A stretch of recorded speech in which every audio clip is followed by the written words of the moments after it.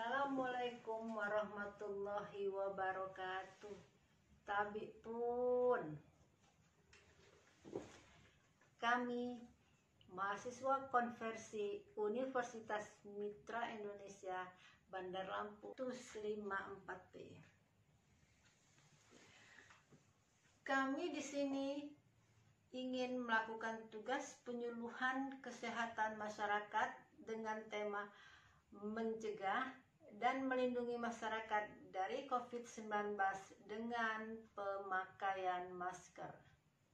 Tugas ini kami buat untuk melaksanakan tugas kuliah dari mata kuliah komunikasi efektif dengan dosen pengampu Ibu Dian Utama Pratiwi Putri, Sarjana Keperawatan, Magister Kesehatan.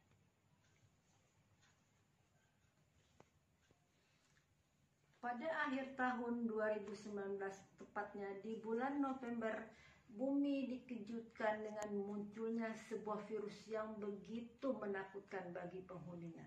Virus tersebut adalah virus corona atau lebih kita kenal dengan COVID-19. COVID-19 atau virus corona pertama kali muncul dan berkembang di kota Wuhan, negeri Cina. Karena perkembangan dan daya tularnya yang begitu tinggi, virus ini sudah mewabah hampir di seluruh penjuru dunia. Jutaan manusia dari seluruh dunia meninggal karena terpapar virus ini. Khususnya di negara kita Indonesia, virus corona atau COVID-19 pertama kali dideteksi keberadaannya pada tanggal 2 Maret 2020. Dan hingga saat ini telah mewabah di 34 provinsi dari Sabang sampai Merauke. Berbagai upaya pencegahan dilakukan pemerintah Indonesia. Namun demikian, perkembangan COVID-19 masih belum juga berakhir. Upaya pencegahan terhadap penularan juga dilakukan masyarakat agar virus corona atau COVID-19 segera musnah dari Indonesia khususnya dan pada dunia umumnya.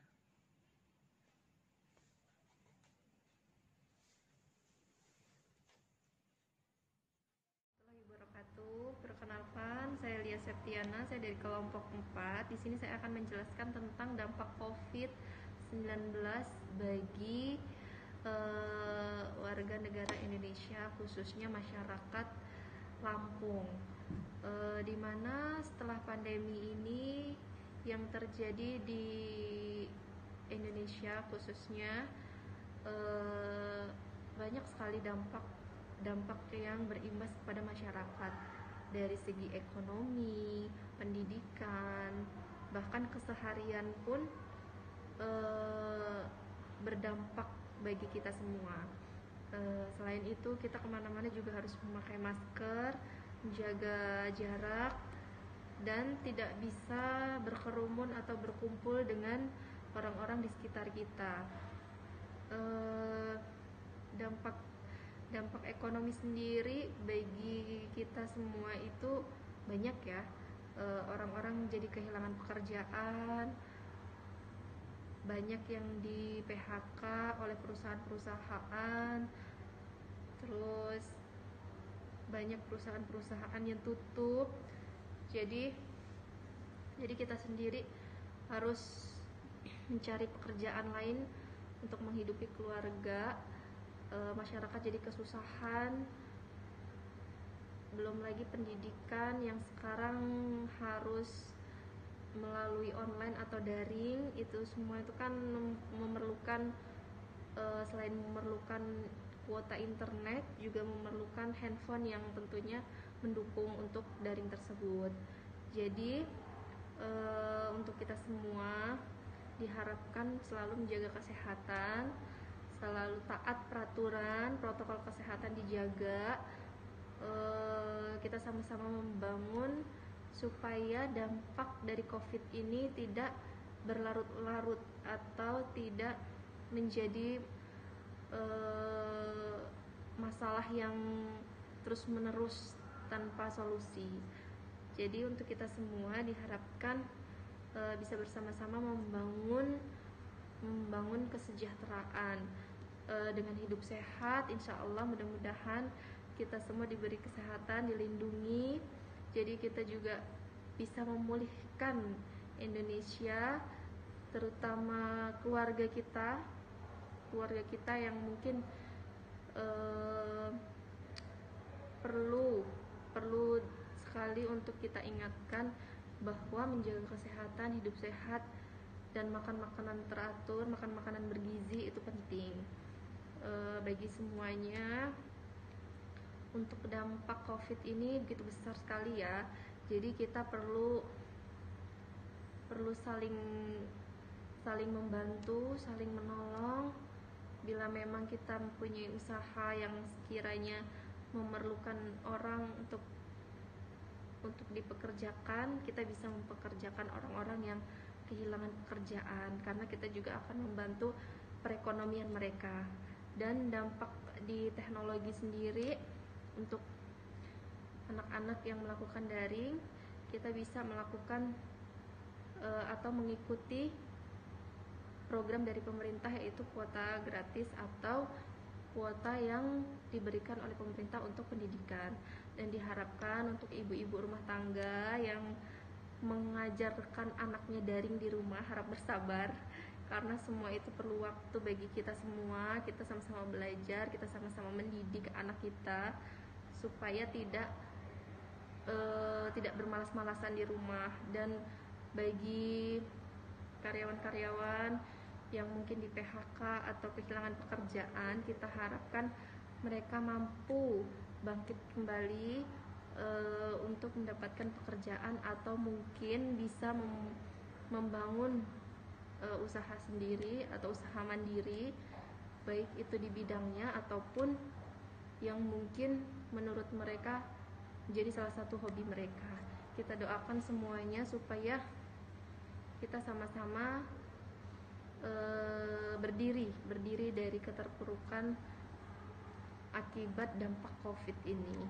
Jadi diharapkan bagi masyarakat, khususnya warga, agar selalu memakai masker, tetap hidup sehat atau hidup bersih, jaga kesehatan, jaga jarak apabila kita sedang di luar dan berkumpul dengan keramaian, dan juga makan makanan bergizi atau makan vitamin, sayur-sayuran, buah-buahan, itu perlu ya. Jadi bagi kita semua diharapkan untuk selalu menjaga diri sendiri, karena semua itu dimulai dari kita sendiri. Assalamualaikum warahmatullahi wabarakatuh. Selamat sore semuanya. Kami dari kelompok 4 promosi kesehatan. Di sini kami membuat tugas kelompok, yaitu mengenai pemakaian masker dan jaga jarak aman untuk selama pandemi COVID-19 ini. Nah, di sini kami menghimbau untuk teman-teman semua dan masyarakat pada umumnya agar tetap mematuhi protokol kesehatan, yaitu dengan menggunakan masker dan menjaga jarak aman. Seperti saya ini, saya menggunakan niqab, tetapi di dalamnya saya juga menggunakan masker medis agar saya merasa aman dan orang-orang sekeliling saya juga aman. Dan kami ingatkan untuk menjaga jarak aman antara satu dengan yang lainnya agar tidak ada terjadi kerumunan. Nah, di sini saya juga menghimbau dan mengajak teman-teman semua untuk mengingatkan anggota keluarganya untuk menggunakan masker. Seperti anak saya ini, saya juga akan menggunakannya masker ketika bepergian. Ayo, sama-sama kita pakai masker yuk. Ya, adik mau pakai masker? Pakai masker ya sayang. Edukasikan anak-anak kita, anggota keluarga kita, agar tetap mematuhi protokol kesehatan agar diri kita terjaga, keluarga kita terjaga. Terima kasih. Yang mungkin sama seperti saya menggunakan niqab, untuk kalian harus tetap menggunakan masker di bagian dalam niqabnya, karena niqab kita ini bahannya halus dan terawang, dan kemungkinan bakteri beserta virus juga akan tetap mudah masuk apabila kita tidak menggunakan masker. Seperti ini saya akan mencontohkan penggunaan masker. Seperti itu kira-kira. Jadi apabila saya akan bepergian keluar rumah, saya akan tetap menggunakan masker.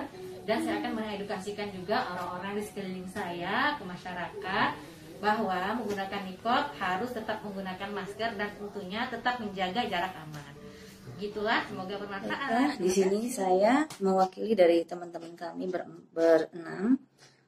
Di sini saya akan menjelaskan fungsi utama dari masker, yaitu adalah menghalangi dari cairan atau droplet atau partikel udara yang keluar dari pemakaiannya saat orang bicara, batuk atau bersin. Kemudian masker juga membantu menghalangi droplet orang lain menempel di wajah. Kemudian kita mengenal berbagai jenis masker. Yang pertama yaitu masker bedah, yang kedua masker kain, masker kertas sekali pakai, dan masker N95. Baiklah, saya akan menjelaskan masing-masing dari jenis-jenis masker tersebut, yaitu masker bedah. Masker bedah bisa disebut masker medis biasa berwarna hijau ataupun biru. Ya, jadi kita sehari-hari kita biasanya untuk mengetahui masker itu, yang masker bedah biasanya berwarna hijau dan biru. Mampu menahan 80-90% droplet. Masker ini hanya bisa digunakan sekali pakai dan dalam 4 jam pemakaian wajib digunakan oleh pasien sakit. Yang kedua, masker kain. Dari WHO mengharuskan pemakaian masker kain yang terbuat dari 3 lapisan.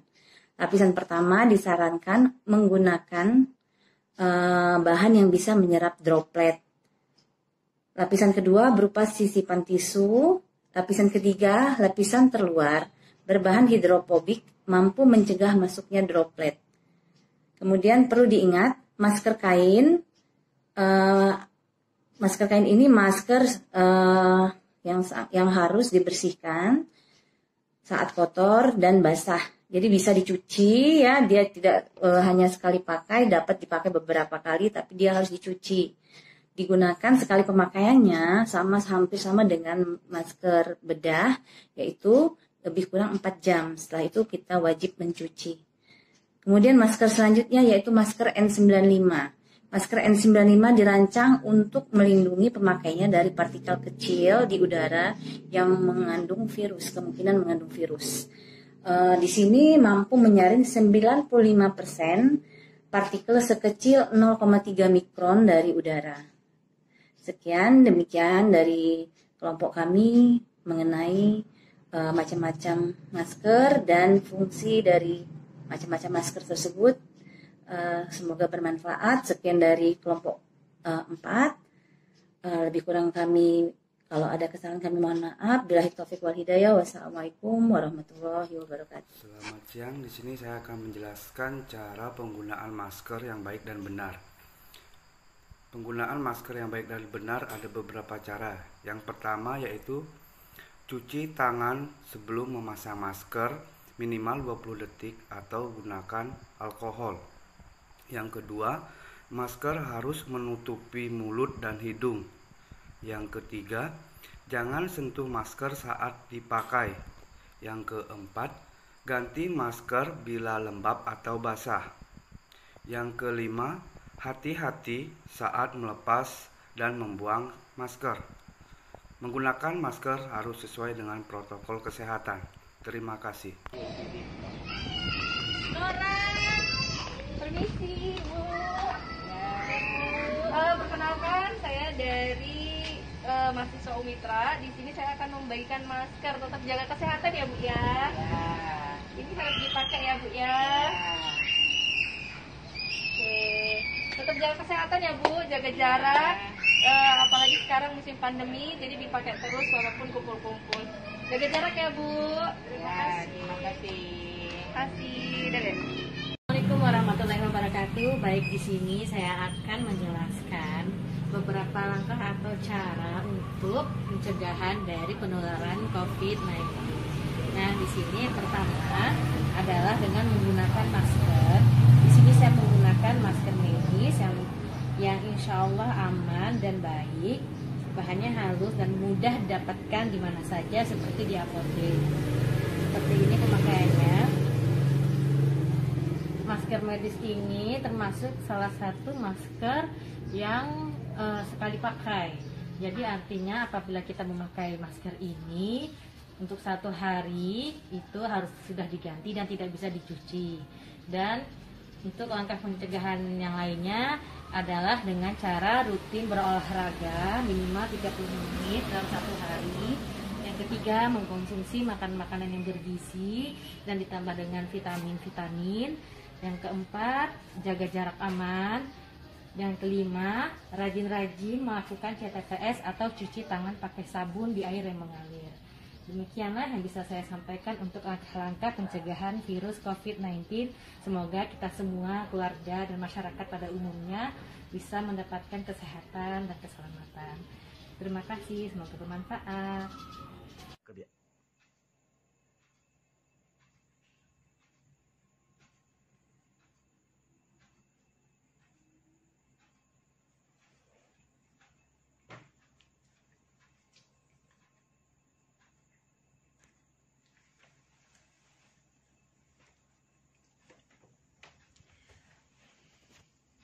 Demikianlah pemaparan dari kelompok kami.